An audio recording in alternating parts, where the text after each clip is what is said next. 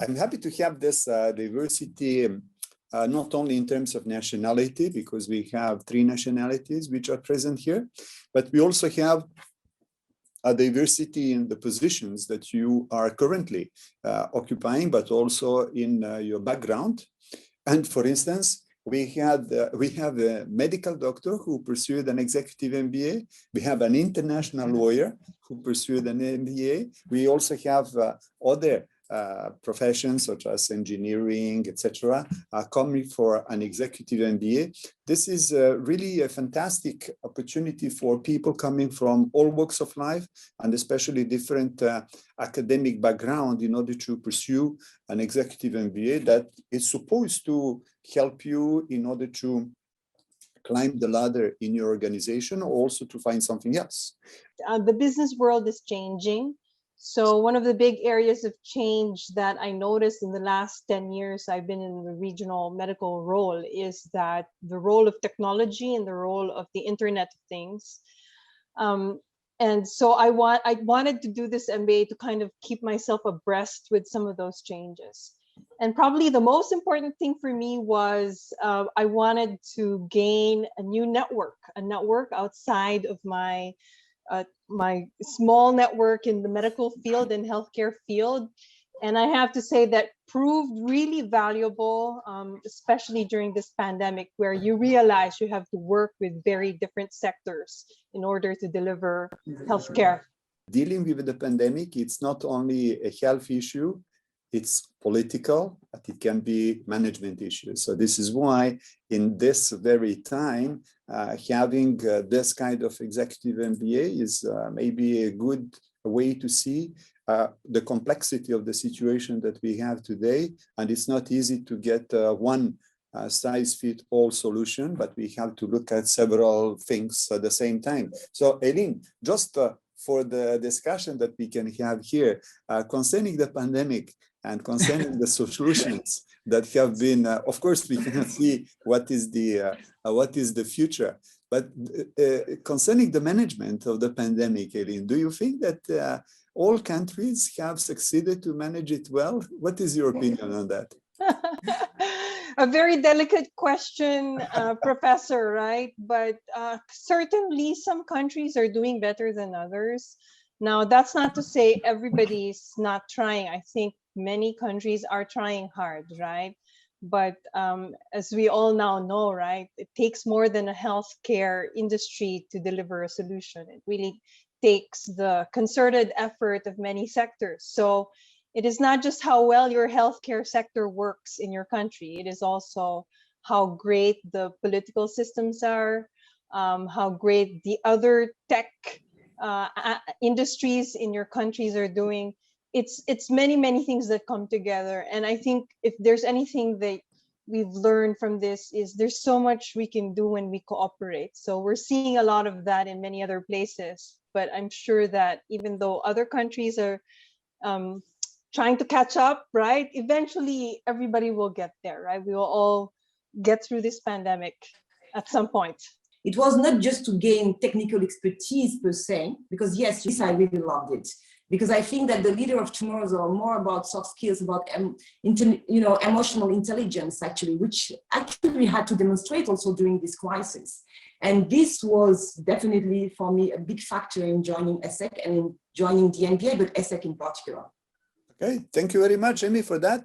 I will move to Tim for the moment. Tim, we have the same question for you. Why did you join an executive MBA? You were happy in your previous life? Yes. Well, first things first, I didn't join with the intention of wanting to find a new job. Actually, I was really happy where I was. I mean, it was a nice outcome, I must say. But in all honesty, the reason why I joined the EMBA was to try to figure out my blind spots. I think, where I am now and where most executives will come into the MBA. So for me, the main driving reason was to figure out my blind spots. And, I always figured out, I read all these business books and I kind of know what I think I know.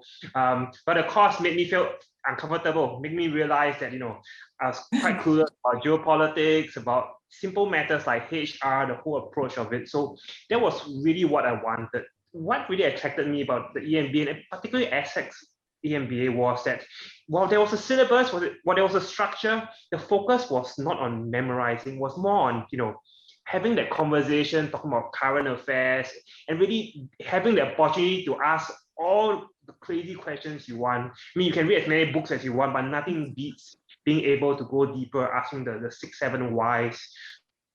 Do you think that the supply chain companies or the transportation companies or forward companies, etc., were ready for this kind of challenge, or do you think that they had to adapt on the spot in order to find what is the best way? Well, I would say supply chain companies were the fortunate recipients of this whole disaster. I think many of them, you know, might not be the best prepared, but they certainly had the resources. So I saw supply chain companies as really having a monopoly on transportation. And, you know, supply chain isn't a very high margin business. So with this whole disaster, I mean, you know, supply demand, right? You have high demand for movement of goods, but very low supply of transportation, especially when the whole passenger jet industry, you know, tanked. There was a huge demand here for air freight. E-commerce went, you know, started booming. So demand really shot up while supply really dropped. So many of these logistics companies really benefited from that. This pandemic, if anything, should force companies to really have a relook at their supply chains. And I think digital is the way to go. You already mentioned this situation concerning the ESSEC Mannheim Executive MBA. So the question is, why this one? As a Singaporean, you have the possibility to go to many other providers, foreign, Singaporean, whatever. So on the market, we have many very good quality providers for the executive MBA. So why this one? Okay, well, I'll give you three perspectives I had. I think the first year was, you know, I graduated from NUS. I figured at the end of the day, you know, I'm quite familiar with what NUS has, NTU. They're different, but yet very similar, you know, in some regard. So I wanted a different perspective. And so that's perspective number one. Number two was really that I was considering, you know, there's so many schools out there. Your INSEAD, the Chicago booth, you know, where I maybe fly to Hong Kong and all. What I always felt was that they were very more influenced by the American school system. So, you know, I figured that to get insights from those perspectives shouldn't be that so difficult. At least my mind could be my naive impression. So I was quite drawn to the whole French and German mix because, you know the French, the Germans are great economic superpowers. Well, the American school system is one where, you know, it's very well publicized, you know, it's much more international, it's much more accessible. So I felt that, you know, being able to gain access to the French, the European way of thinking, I thought that was really interesting. And that really was a big draw. The approach of ESSEC in terms of curriculum. You're right. I mean, I'm coming from France, even if I'm a kind of hybrid. I'm Mauritanian and I became French. I spent a lot of time in Europe. I studied also in India. And then in Asia, I wanted something which could embrace, of course, the European background that, I mean, Timothy mentioned, but also, I mean, giving you really a great insight and great flavor of, okay, the challenges that we have here in Asia.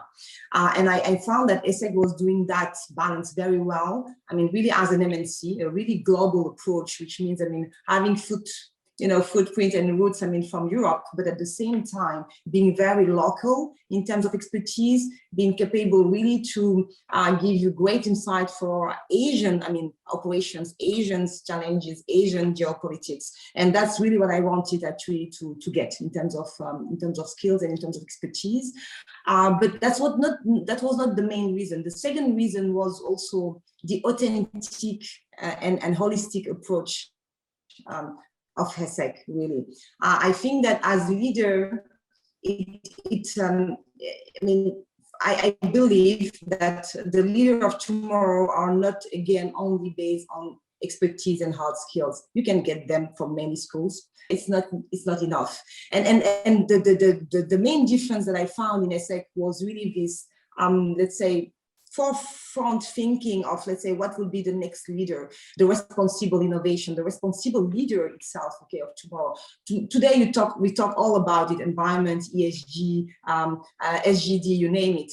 But how do you translate that into a curriculum which will reflect also those leaders of tomorrow?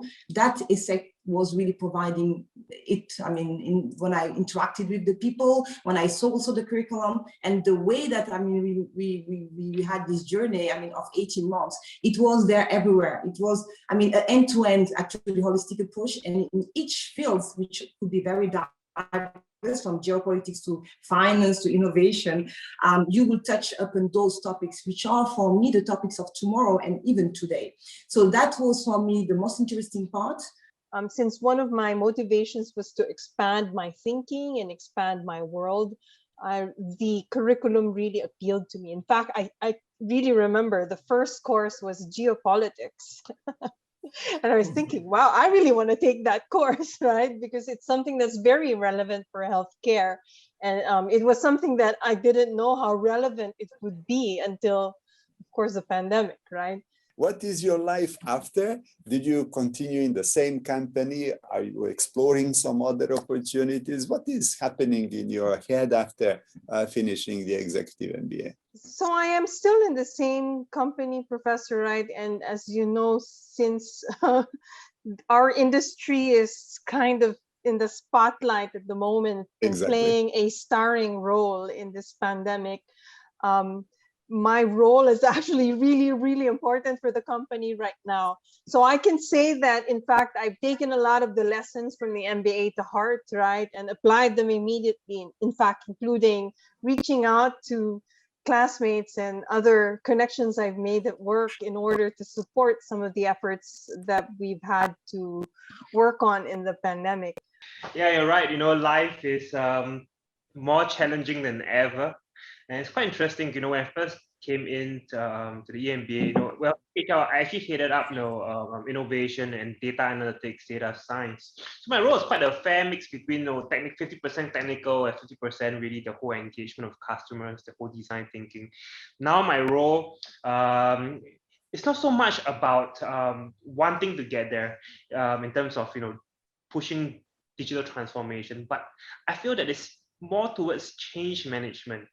Companies like Chevron, you know, now they have a very clear goal. They want to digitalize, as you know, with many American companies, where the whole move cannot be, you know, almost like ripping off a band-aid, but it has to be one that be gradual, has to be one that really goes down to the motivations of people. So, you know, a lot of my work right now is really with in negotiations and change management, and the whole human aspect is such a big deal now. And what really makes my life even more exciting is that I cover the international markets, which means every single market outside the US. So from Australia to Europe to Middle East to Africa. So having to pivot different mindsets, you know, dealing different cultures. One thing I must say, the geopolitics lecture helped, giving us a topic point, and a negotiation lecture in terms of, you know, helping to understand how to deal with Chinese, you know, the Japanese. That did amazing in terms of opening up my eyes. Thank you, Timothy, for that.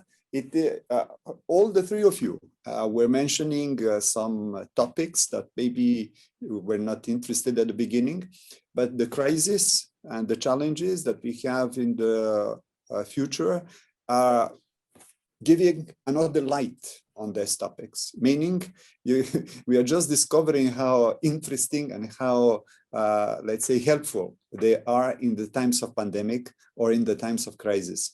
And I really appreciated the curiosity that you had in class, even for the topics that maybe you didn't have appetite for when you started it, but you never know what may happen in the future. So this curiosity and this openness for adopting and for accepting this new matters is really something that you have to do, not only the professors, but you also have to produce that. Apart from this, what is your memorable element during this 15 months? Well, believe it or not, the very first team building activity we had, I remember we went to Sentosa, we climbed some crazy high tower, one of those, you know, confidence events. I was actually, I came to the day a bit, you know, annoyed actually, thinking like, why are we doing this? Shouldn't we be in class? But I came out really happy. I mean, I think what the school did really well was, you know, you guys knew exactly what thread to pull at in order to really build that whole, that whole closeness within the class. And I think that event completely changed the whole, the whole way the whole class interacted. Everyone suddenly felt like they knew each other, and that made class really fun after that. So to me, that was a very interesting turning point. I would have never thought that that would have been necessary, but it really stayed in my mind. As a result of the MBA, I really expanded my network. And before the pandemic, I was able to travel with one of my classmates to Myanmar. So this was also, of course, before the Myanmar ongoing events there right now, right? But I would say one thing that was memorable about that visit, we were in the middle of all these rice fields. And then I noticed these, what looked like solar panels beside the farmers' huts, right? So we stopped and asked the farmers, what are these? Are these solar panels? And they said, yes, these are solar panels. What do you use them for? We use them to charge our cell phones. So this is like in the middle of nowhere. These are farmers who have cell phones and checking. And I said, what do you use your cell phones for? Well, mainly keeping in touch, but they also use it to download weather data to support them in their farming, right? So that observation made me realize, oh, it's true that digital is everywhere, right? If they have it in the rice fields of Myanmar, then clearly it is something that pervades our entire society and entire culture, and even there in the middle of Myanmar. And that's something I really wish for everybody who will take this EMBA, right? To take those opportunities to really expand your world. Thank you very much, Aileen, for that. I like your observations, because when you're coming to the executive MBA, it is, of course, coming for knowledge. It is, of course, coming for upgrading some of your skills that you already have. But it is also the experience. So the experience is sharing with the classmates. It is expanding the network. It is also going out with them, and you never know what may happen. You will discover new things. Maybe you will also have new opportunities for your work, or to expand in another industry or in another company. So this is also part of the holistic approach, the term that Amy was using in her presentation. So the holistic approach is not only the hard part, which is acquiring new skills, but it is also the soft part, when you're getting out and when you're continuing to have a conversation with your classmates or with the people from other cohorts. I'll still have many contacts from all the cohorts that we used to have here in Singapore, and they are continuously in touch, either within the cohort or outside the cohort. So please continue like this. People can be motivated by many reasons why they're joining the executive MBA and why this one and not another one. So we can have ranking, we can have prestige, especially curriculum. And I'm advising all the people who are listening to us, all the people who are watching us, please be extremely attentive to the curriculum. Why so? It is because for many people, as Aileen has indicated before, maybe this will be the last academic journey that you will have. So you have to be very attentive to this. You are committing time, you are committing money for this kind of education. So please be extremely careful for what will you get from this.